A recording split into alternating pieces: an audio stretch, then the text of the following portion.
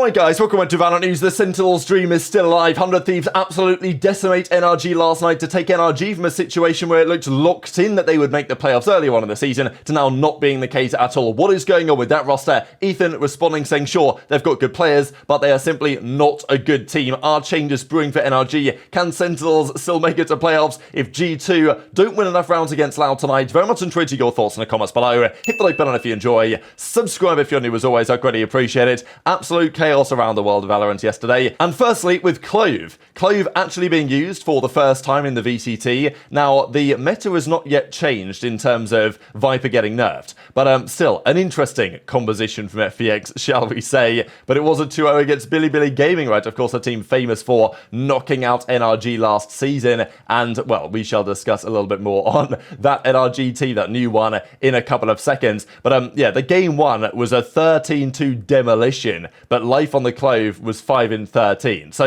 you know, I'm not yet convinced the Clove is going to be a dominant agent in the competitive meta, but there is an argument that nerfing Viper is intended to help Clove be more viable in the game because, you know, they tend to want to do that, right? New agents come through, they kind of want them to be used. But definitely an interesting setup here with the Omen, the Harbor, and the Clove all getting used, and it was a 13-2. The Chinese region is just kind of wild, and FPX win the first 11 rounds on Lotus, and then go on to win the series in a relatively comfortable manner. So that's pretty much rounding out now in the Chinese side. There's just a couple more games to go, so you guys can see here that are happening, of course, today, and the groups are looking like this as it stands, and Billy, well, depending on what happens elsewhere, it could be all over. But in the Pacific, we got the crazy story of T1 indeed taking down Gen.G, right? We talked about it in yesterday's video, and at the time it looked like it was about to be happening, and then eventually, you know, I put the little caption there, right? Because by the time I was editing it, then yeah, T1 had got the job done. They took down Gen.G, and potential big changing of the guard over there in the Pacific, right? Because at the start of the season, and you can often see this at start of seasons, the meta's changed,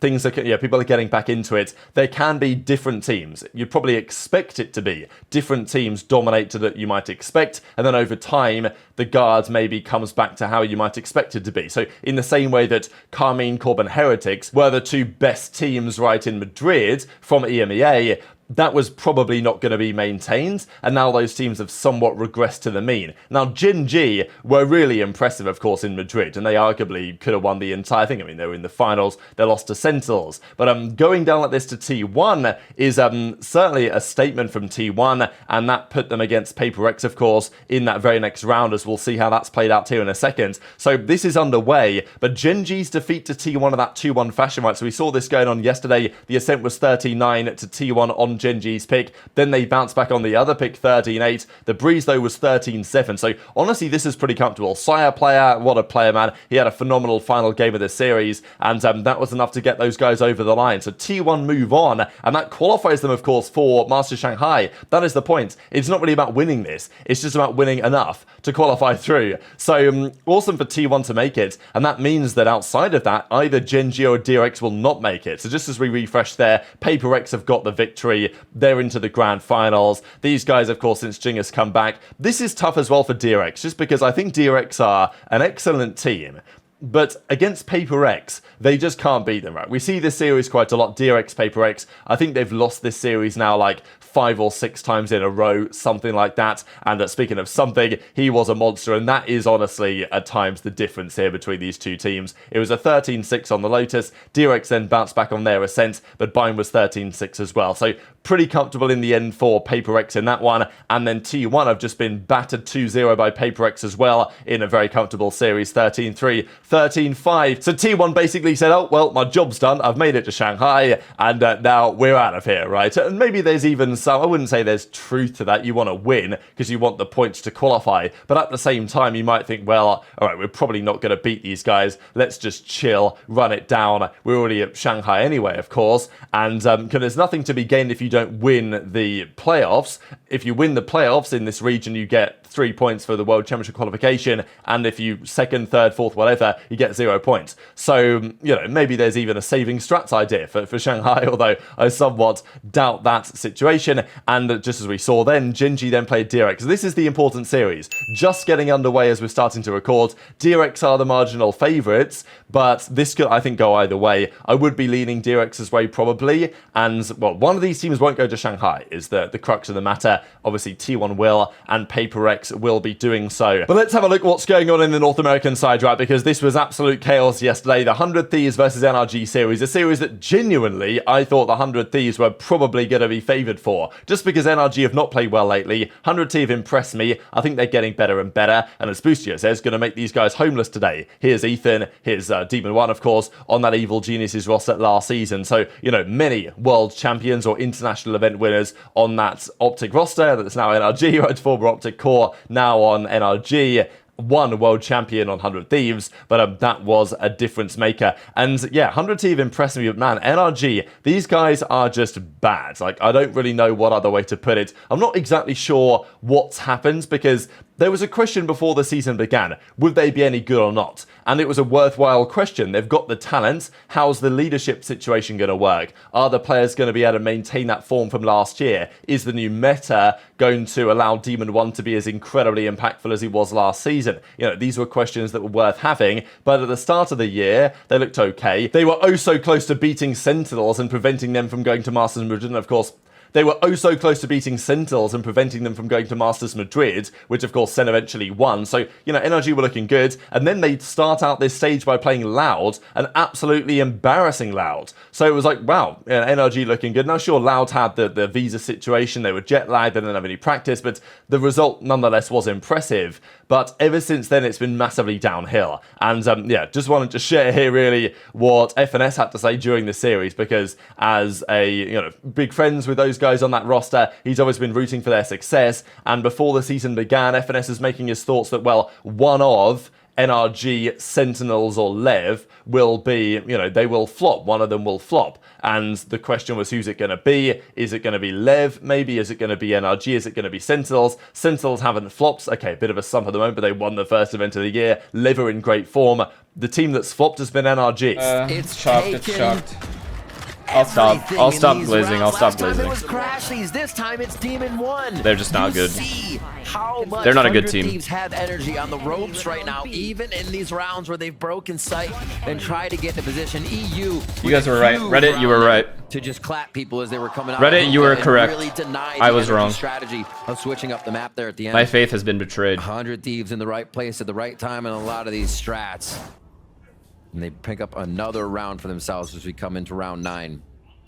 Guns around, full armor. This would be a round. So a 2-0 victory here for 100 Thieves, and a very impressive one at that. Like, Marv was double negative, and this was a debate as well. Crashies, Victor, Marv, these type of guys. Are they the same players they were a couple of years ago in the meta that we had back then and the way the game has changed and the way the team is constructed? Not necessarily. You know, are they washed up, right? This is always a question that I don't think is even so much with Marv. Sure, he had a bad series here. I still think Marv can be very good. Victor and Crashies, I have had my questions on for a little while as to whether they are ever going to be as impactful and play as well as they previously have done. And clearly this system, it ain't working, right? 100T, they run away with it in the second half on a 13-8 on the split on NRG's pick. And after that, I mean, this was just comfortable. There was never any doubt in people watching this mind, really, that NRG were going to lose the series. They weren't playing well. FNS picked it up on it and said, yeah, these guys they're straight up not a good team. And Asuna on the Rays takes over the game too. And it's cool to see this 100T roster working well, because I know 100T fans have had it tough for the last few years,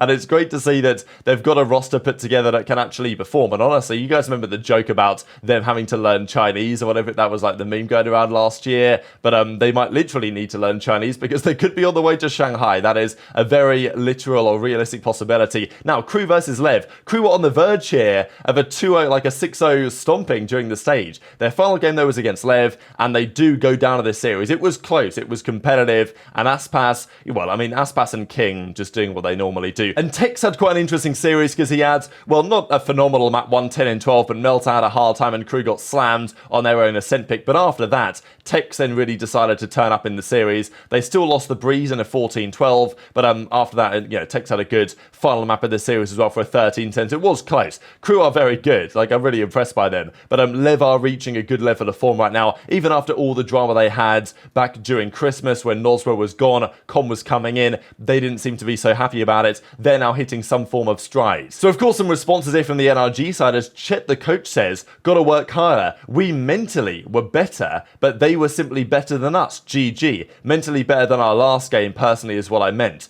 So, you know, rather than saying they were mentally better than them, they were mentally better than they were before, but it wasn't enough because they're not good enough. And, you know, this was a tweet here from Demon 1. They're just better than us. We've got a lot to work on. Sorry to the fans. Demon 1's not been anywhere near the level that he was playing at late last season.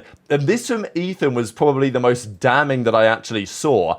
I was maybe surprised to see a player make it this evident, what many of people in the community have been saying, that, yeah, they've got good players. I think nobody's denying they've got good players. Do they have as good a players as maybe it was perceived when they built this roster? Not necessarily. But clearly they have the talent to compete and easily make the playoffs in the Americas. But they're not a good team, and this is what Ethan says. Bad team with good players. And the problem is, when you say something like this, the team chemistry internally cannot be good. There's just no way that it is. Because, you know, Ethan is your in-game leader, basically, and he's saying, yeah, we're a bad team. And it's not like they're a new team. They're new in terms of they're a few months old. But that's quite old in the grand scheme of things in esports, right? Like, they've teamed with each other for a long time.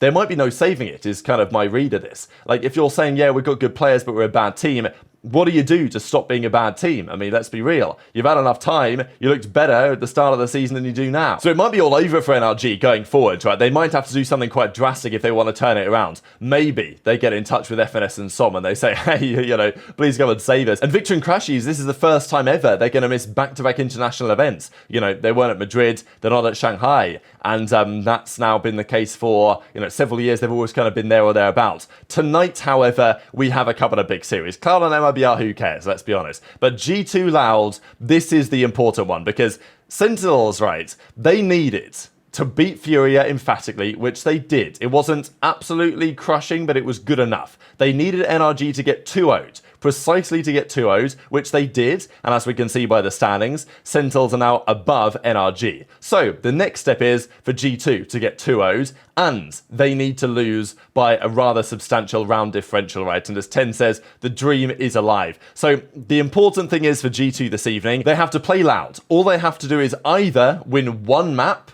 and that is going to be enough to secure it, or they need to just win 14 rounds total. So they can theoretically win 13-11 and then get 13-0, 13-0'd and still make it, because a map win is going to be enough for them because map win over round differential. But if they were to lose 2-0 to Loud, which is definitely possible, they just need to score 14 rounds. So if they, you know, if 13-6, 13-7 for Loud is enough to put Sentinels to the playoffs, and that is not impossible. So, you know, almost like the stars are aligning in some way here, but Loud say it's my turn to help out the cause. So I'm fascinated to see how that one goes this evening. Very much interested to your thoughts in the comments below. Hit the like button if you enjoyed, subscribe if you're new, take care, and I'll see you next time.